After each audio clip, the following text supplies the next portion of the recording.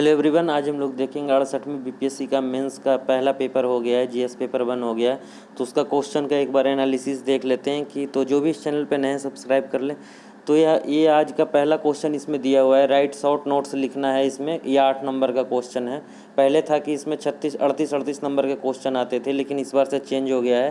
पहला क्वेश्चन है जो 8 नंबर का, इसमें गवर्नमेंट ऑफ इंडिया एक्ट के बारे में लिखने के लिए बोला है। गवर्नमेंट ऑफ इंडिया एक्ट 1858, मतलब जो 1857 की लड़ाई के बाद जो चेंज हुआ था वो पूरा डिस्क्राइब करना था इसमें। दूसरा प्रश्न इसमें दिया है हमारा कि बिरसा मुंडा मूवमेंट के बारे में लिखना है। तो एक तो ट्राइबल मूवमेंट हमेशा ही देता है, या तो संथाल मूवमेंट दे देगा या बिरसा मुंडा दे देगा। तो इससे पहले यदि संथाल मूवमेंट आया होगा 1855 वाला, तो इस बार बिरसा मुंडा आंदोलन दे दिया है। तो इसके बारे में पूरा डिस्क्राइब करना होगा कि बिरसा मुंडा का जन्म कहाँ हुआ था, उलगुलान में हुआ था, और उनके द्वारा कैसे एक पूरा आंदोलन खड़ा किया गया, एक विद्रोह, उसके बारे में पूरा हम लोग को देखना पड़ेगा। फिर इसके बाद तीसरा हमारा इंडिगो रिवोल्ट दिया हुआ है। तो इंडिगो रिवोल्ट के बारे में 1855 में भी हुआ था। इसके बारे में पूरा डिस्क्राइब करना पड़ेगा कि कैसे लोगों से इंडिगो की खेती कराई जाती थी, इसके लिए क्या क्या लोगों से इसमें काम कराया जाता, क्या क्या सुविधाएं थी, और क्या क्या किन किन लोगों ने विरोध किया था। तो ये इसके बारे में कहाँ जिक्र किया है आनंद मठ में, इसका पूरा हम लोग को देखना पड़ेगा। चौथा हमारा पटना कलम से। तो इस यदि मिथिला पेंटिंग के बारे में नहीं दिया है तो इस बार पटना कलम दे दिया है। तो पटना कलम के बारे में, ये हमारे पटना से रिलेटेड, इसका पूरा डिस्क्राइब करना पड़ेगा। ये 7 नंबर का है। अगला हमारा है कि development of cave in eastern India in ancient time, प्राचीन काल में पूर्वी भारत में गुहाओं का विकास। इसमें जो राजगीर और गया में जो गुहाओं का विकास किया गया है अशोक के द्वारा, और अशोक के पौत्र के द्वारा, कुणाल के द्वारा जो बनाया गया है बराबर की गुफाएं, उसके बारे में पूरा डिस्क्राइब करना पड़ेगा इसमें हमारा। और दूसरा प्रश्न है हमारा कि भारतीय राष्ट्रीय आंदोलन को उदय के कारकों की चर्चा कीजिए। इसमें स्वतंत्रता संग्राम को किस प्रकार दिशा दी है। Discuss the factor of the emergence of Indian national movement. तो इंडियन नेशनल मूवमेंट कैसे भारत में इमर्ज किया है। तो पूरा इसमें हमारा 1857 से लेके जो विद्रोह हुए हैं, जिससे हमारे आंदोलन पे पूरा बढ़ोतरी हुआ है, इंडियन नेशनल मूवमेंट, वो पूरा चर्चा हम लोग करेंगे। तो 1905 का आंदोलन लिख लेंगे, 1916, 1920, 1922 जो भी है, 1930 का सबने अवज्ञा आंदोलन, 1920 का सहयोग आंदोलन, 1942 का भारत छोड़ो, पूरा डिस्क्राइब करना पड़ेगा।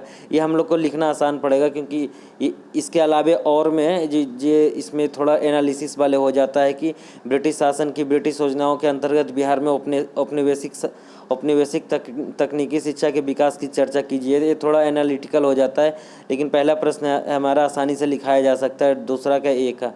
अगला हम लोग देखते हैं प्राचीन काल में उत्तर भारत में हुए मंदिरों का विकास के बारे में। Analyse the development of temple of north India in ancient time. और इसमें 8वां में दिया हुआ है describe the Rabindranath Tagore idea of society and culture के बारे में। तो इसमें भी तीसरा का ए, जो मंदिरों का विकास जो नॉर्थ इंडिया में हुआ है, उसका नागर शैली क्या हुआ है, जो विकास हुआ है, जो इसमें मंदिरें बनी है, भुवनेश्वर में बनी है, और जो अदर मंदिरें जो बनी है, खजुराहो में बनी है, इसके बारे में पूरा हम लोग को डिस्क्राइब करना पड़ेगा।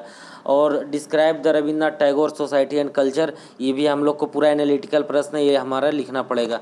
छठा प्रश्न है हमारा, ये करंट से रिलेटेड दिया हुआ है। क्या आपको लगता है कि इस साल के अंत में दिल्ली में होने वाला G20 शिखर सम्मेलन अस्थायी विकासात्मक चुनौतियों के बावजूद भारत को अपनी महत्वाकांक्षा के माध्यम से सफल बनाने के लिए विकासशील दुनिया के नेतृत्व को पुनः प्राप्त करना चाहिए। क्या आपको लगता है कि भारत के दक्षिण विश्व के आम लक्ष्यों के खोज में एकजुट करने के वास्तविक कठिनाई का सामना करना पड़ रहा है तर्क के साथ। इसमें पहले हम G20 के बारे में बताना पड़ेगा। इसका पहले G20 क्या है, और उसमें इस साल G20 2023 में हो रहा है भारत में, ये पूरा डिस्क्राइब करना पड़ेगा। दिल्ली में अलग अलग जगह हो रहा है। फिर इसकी चुनौतियाँ क्या क्या है, ये हमको लिखना पड़ेगा। फिर भारत इससे कैसे अपने आप विकासशील दुनिया में अपना नेतृत्व प्राप्त, जो साउथ के कंट्री है उसमें भारत कैसे अपना नेतृत्व प्रदान कर पाएगा, ये हम लिख देंगे। और इसमें पूरा पॉइंट बना के, इसमें क्या है कि पूरा बॉडी और कंक्लूजन सही से लिखना पड़ेगा। आगे देखते हैं हमारा सीरिया व तुर्की में भूकंप अभी हाल ही में आया है, उसमें संयुक्त राष्ट्र संघ की पहुंच एवं संसाधन प्रबंधन भूमिका का मूल्यांकन कीजिए। Evaluate the role of United Nation. जो अभी टर्की और सीरिया में भूकंप आया, उसमें भारत की भूमिका के बारे में भी लिखना पड़ेगा। भारत ने इसमें ऑपरेशन दोस्त चलाया था, जिससे दुनिया में पूरी तारीफ मिली थी। तो इसमें जो यूनाइटेड नेशंस के द्वारा भी शुरू किया गया था, उसके बारे में भी डिस्क्राइब करना पड़ेगा। तो ये भारत के लिए ज़रूरी है। और इसके साथ ही ऑपरेशन दोस्त के अलावा जो भारत ने अभी हाल ही में बहुत सारे कंट्रियों में चलाया है, जो इसमें जो ऑपरेशन चला उसके बारे में भी हमें डिस्क्राइब करना पड़ेगा। अगला हमारा DI है, DI के बारे में है, तो ये तो हमारा पूरा प्रश्न करना पड़ेगा। अगला सेक्शन 2 दिया हुआ है हमारा कि 18वीं राष्ट्रीय स्काउट एंड गाइड जम्बूरी का आयोजन कहाँ किया गया है, इसका उद्देश्यों के लिखे। तो ये हमारा जो स्काउट एंड गाइड का सालाना होता है जो जम्बूरी, इसके बारे में इस साल कहाँ हुआ है और इसका उद्देश्य क्या हुआ था। इसमें हमको शुरू में इसका स्थापना किया गया था बेडेन पावेल के द्वारा, और इसका क्या क्या उद्देश्य है, महिला लड़कियों का और लड़कों के द्वारा इसमें क्या क्या योगदान किया जाता है वो लिखना पड़ेगा। अगला प्रश्न है हमारा कि संयुक्त राष्ट्र लोक प्रशासन नेटवर्क की शांति एवं समृद्धियों के प्रबंधन के सतत विकास में उद्देश्य 16 का उसमें उल्लेखन कीजिए। तो इसमें क्या है, सस्टेनेबल डेवलपमेंट का गोल 16 है, इसके बारे में लिखना पड़ेगा। सी का इसमें दिया हुआ है 4 का सी में discuss the right best E service delivery of scenario of Bihar के अधिकतर ई आधारित सेवा के बारे में जो ई सर्विस है जो उसमें बिहार में क्या क्या डेवलपमेंट हुआ है इसके बारे में हमें लिखना पड़ेगा। अगला हमारा बिहार राज्य में सौर ऊर्जा उत्पादन के क्षेत्र में किए गए प्रयासों के बारे में लिखना पड़ेगा। बिहार इसमें क्या क्या कर रहा है इसके बारे में बिहार सरकार की योजनाओं का वर्णन करना पड़ेगा, और भारत सरकार की योजनाओं से एक तरीके से पूरा उसको मिला देना पड़ेगा। भारत सरकार ने इसमें क्या क्या है जो 2070 तक के लिए नेट जीरो का जो टारगेट रखा है ये भी इसमें डिस्क्राइब करना पड़ेगा, और सौर ऊर्जा में भारत का टारगेट जो 450 गीगावाट है ये भी हमें डिस्क्राइब करना पड़ेगा। आगे है critically examine the feature of self reliance 7 निश्चय 2।